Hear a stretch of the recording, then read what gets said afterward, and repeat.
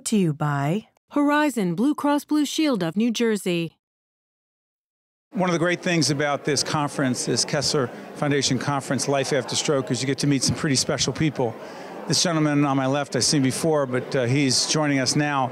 He is Howard Rossman, a Stroke Robotic Exoskeleton participant. Now, that's just a description of you, but this exoskeleton equipment, we were talking to Dr. Knowlton, who's actually right behind you, and she described it in detail, but you're wearing it. Yeah. Describe what it's like to be in it. To be in it is wearing a body brace that is self-directing of my feet in a timed manner, because I have no movement in my left leg when I started using this.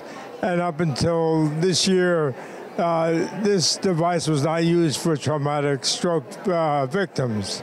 And so they started this year, and it gave me the incentive and motivation to see that I can use my left leg again, which I didn't know I could.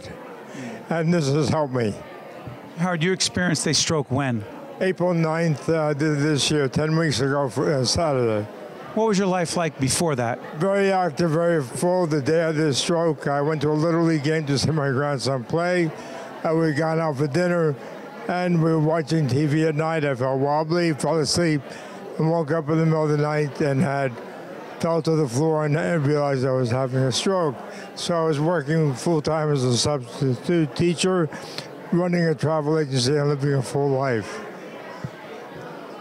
This exoskeleton, and I've seen people walk in it before, but I've never really had the chance to talk to someone who's in it and moving.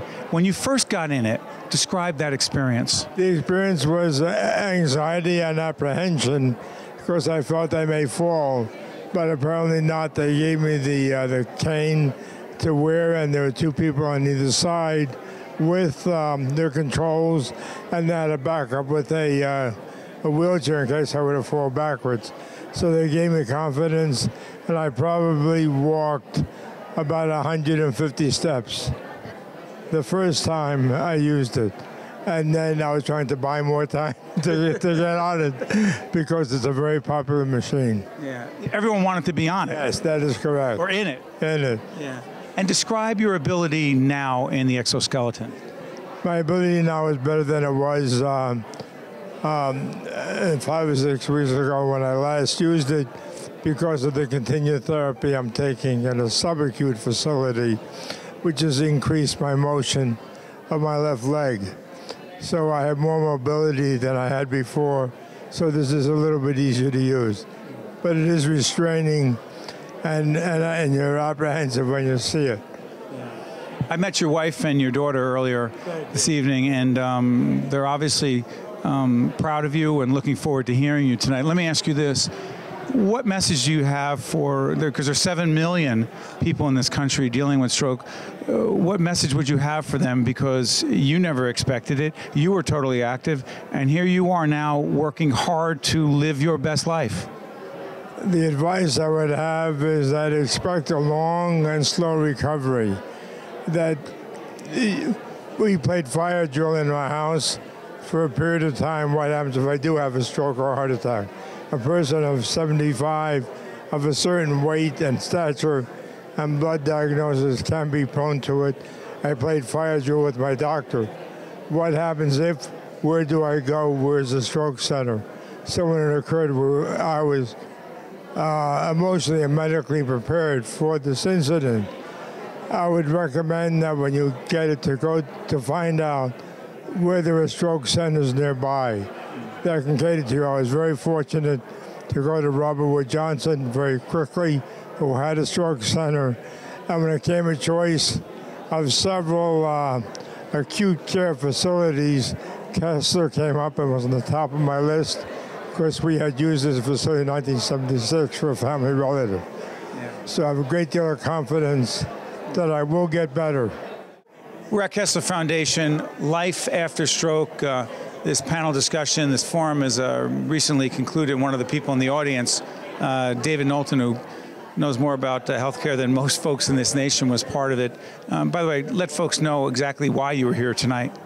Well, I actually chair the stroke committee for the National Quality Forum, doing stroke measures and coming up with new standards. Dr. Barrett was on that committee, and I've referred many, many patients to her. Yeah. Her work is just amazing. Yeah, Dr. Barrett was one of the panelists who talked about this whole issue of, on your left side, this spatial deficit, yeah. Yeah, spatial, deficit, if you will. And so the goggles that she talked about that can make a difference.